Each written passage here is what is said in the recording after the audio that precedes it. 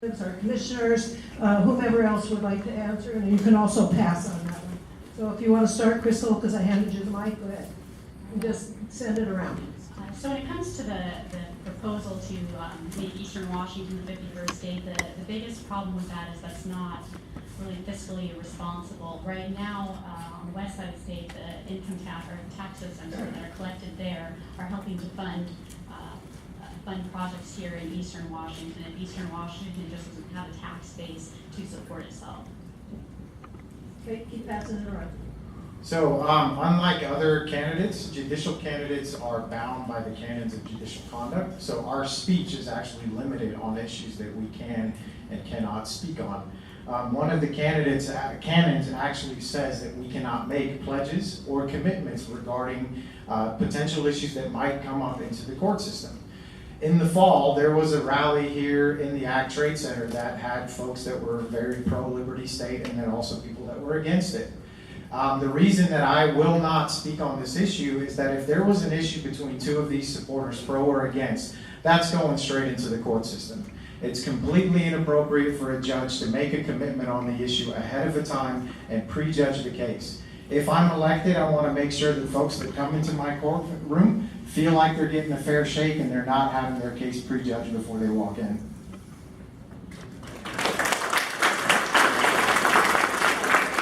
And while I appreciate the applause support, also takes away some time for the questions to be answered. So help us out.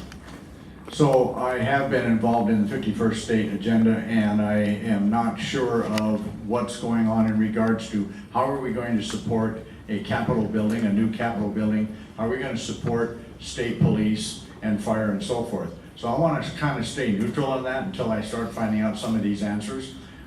So with that, I was just stop on it.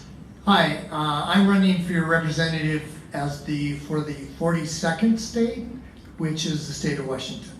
And so that is where my stand is on this. I think that while I understand the sentiments behind the need to mitigate the government regulation, this is not a proposal that will have, I don't want to say it's DOA, but I want to say that it's in serious condition. So thank you. Thank you so much. We shouldn't fear looking at alternatives when it comes to our representation. And I think my former state senator, who served all of you with distinction, Senator Morton, had a similar proposal. His was different. But I think at the very least, we should have the discussion. We should be able to find out, could we afford to have, and be our own state, however those boundaries might be, and to have that discussion and to really look at the financial situations. Could we do this? I'm not going to say that I'm completely opposed, because I think when it comes to representation, Eastern Washington has been frustrated. There are a lot of folks that decide what you and I do living, within about 50 miles of the Space Needle. Does that mean that we can't work to build relationships to get things done? Absolutely, we can and we should. But we shouldn't fear talking about it and really looking at to see if that can happen. Thank you. So we had this presentation to us in the commissioner chambers. It was kind of erroneously reported in the newspaper that we were all lathered up about, leading the charge on the 51st state concept. And I've heard of it, in the past. As a commissioner, we have plenty of other things to do with folks that are dedicated to that, and find an avenue to explore that possibility and then get the will of the people to go that direction. So be it. That's not where I'm going to expend much of my energy. We have plenty of work to do at the county level in this aspect. So I'll just be an observer, and if there's a good proposal, one way or the other, we'll look at it then. Well, as a sitting judge, I think it's imperative that all people that come into my courtroom feel that they will be treated fairly.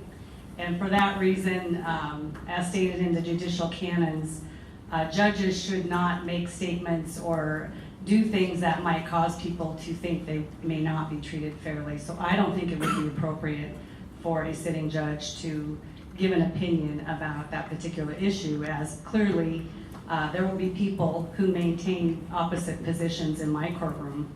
I mean, that seems pretty obvious in this county, so I will decline to do so. Thank you. So yeah, we're gonna go back to my billboard, no bull. No, the 51st state is another divisive thing to separate us. We are one Washington, we are the 42nd state, and we work together to make the best. I tell the people in Seattle that rural issues matter, and that they need to support rural issues. And we can't do that if we are actually trying to leave. We're family, we don't get a divorce, we're family, we stay together. The last state that did this was West Virginia. It takes 2/3 of the US Congress. This is a waste of our time. We have people literally dying. We have the highest opioid abuse. We have the highest unemployment. We have no access to health care. Let's talk about the things that are affecting our everyday life.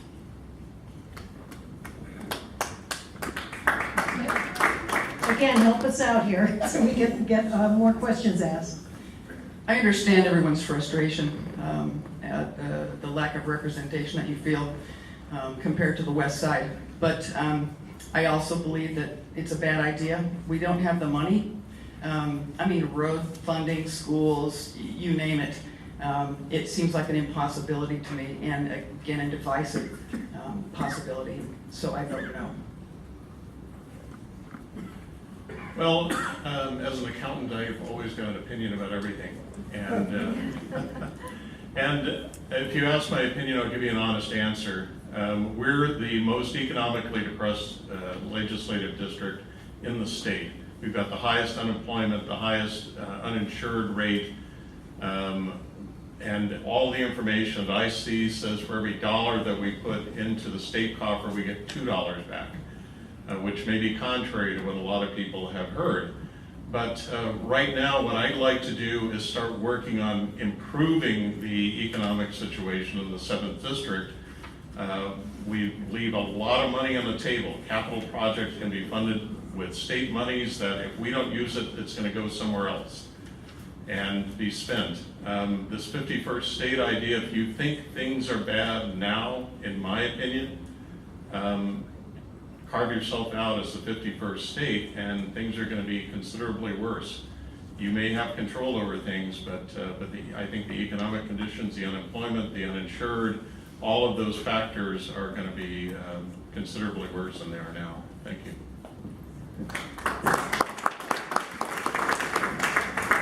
Thank you. I'm all in favor of having the division, the 50, yes, big state. We were outvoted constantly from Olympia, Seattle, Tacoma. They are very, very liberal, and we are very, very conservative. I'm in favor of it. Let's put it in force, but it might be blocked from Washington, D.C., but let's work to have it. We certainly need it. We're outvoted, out-representative by the other side.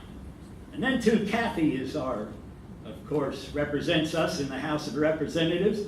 If she was running in King County, I don't think she'd do very good. So I'm in favor of it. Thank you. Thank you, Arthur. Okay, well, I'm glad that I am the last one to speak on this issue, considering I am part of the 51st State Committee. If I might actually just address some of your statements.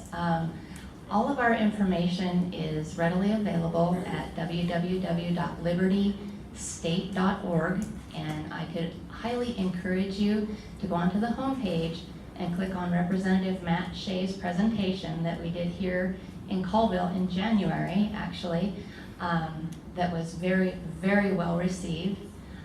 His presentation has a very comprehensive slideshow that's about an hour long, and it answers every single one of these questions in detail with original source documents. As far as the financial viability of dividing the state, we have proven that what Eastern Washington, where it would be divided and divided into Liberty State, actually produces in revenue each year is equal to the state of Idaho, as well as is our population on this side of the state. And so as far as financial viability, we are no different than the state of Idaho. We're very, very well equipped to stand as a state ourselves.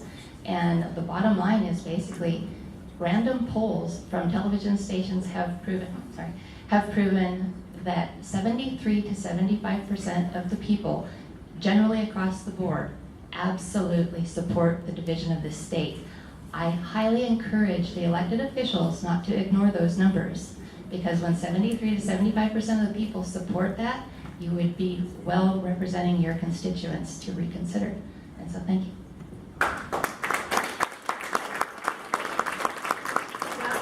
That was a question that was asked of this particular panel for all of them. And I've got some specific